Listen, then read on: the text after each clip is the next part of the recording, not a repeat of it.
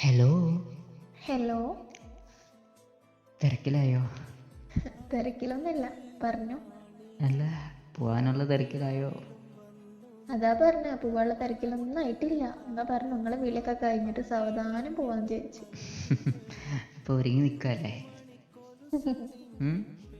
ആന്ന്. പോകാൻ തന്നെ തീരുമാനിച്ച്. പിന്നെ പോവണ്ടേ? അല്ല, തീരുമാനത്തിന് എന്തെങ്കിലും മാറ്റം ഉണ്ടോന്ന് അറിയാൻ വേണ്ടി ചോദിച്ചത്.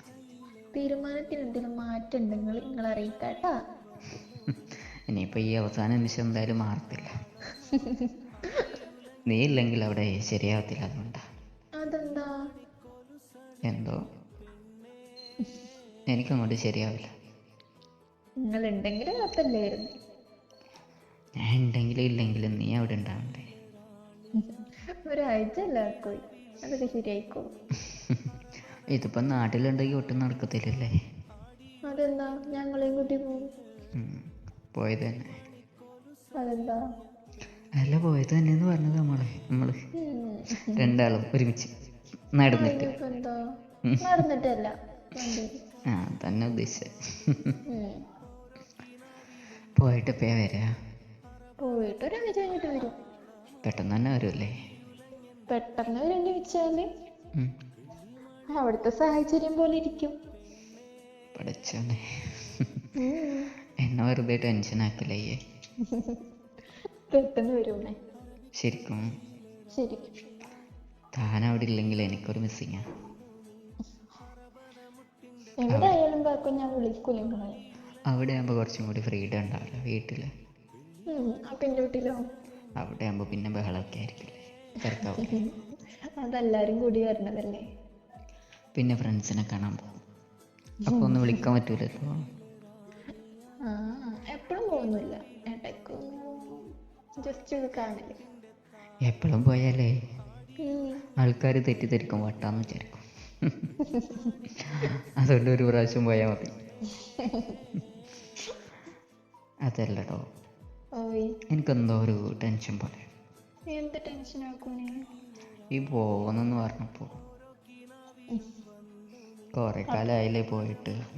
അപ്പൊ എന്റെ കാര്യം നിങ്ങൾ ആലോചിച്ച് നോക്കിയേ. അല്ല, പോണ്ടെന്ന് പറഞ്ഞാലും ശരിയാവൂല. അതുകൊണ്ടാണ് അതാ ഒരു ടെൻഷൻ. ശരിക്കും പോവാ? ശരിക്കും പോവാ. എന്ത് സന്തോഷല്ലേ പോണേന്? സന്തോഷം എന്ന് പറഞ്ഞാല് വീട്ടിൽ പോകുമ്പോ പിന്നെ എല്ലാവർക്കും സന്തോഷമല്ല. ഇവിടെ എല്ലാരും ഉണ്ട്. സ്വന്തം വീട്ടിൽ പോണോണ്ടല്ലേ? പിന്നെ അല്ലാണ്ട് തിരിച്ചു വരുമ്പോ സന്തോഷം ഉണ്ടാവോ? തിരിച്ചു വരുമ്പോഴും സന്തോഷം ഉണ്ടാവും. അത് എന്റെ വീടാ. രണ്ടും നിന്റെ പേരിൽ തന്നെ എഴുതി തരാം. അങ്ങനെ പേരിലൊന്നും എഴുതി തരണ്ട. പക്ഷെ അങ്ങനെ പറയില്ല. അങ്ങനെ പറയും. എടോ, പോയാലേ ഇടയ്ക്ക് വിളിക്കണം കേട്ടോ. ഇടയ്ക്ക് എന്തിനും വിളിക്കും. മെസ്സേജ് അയക്കണം.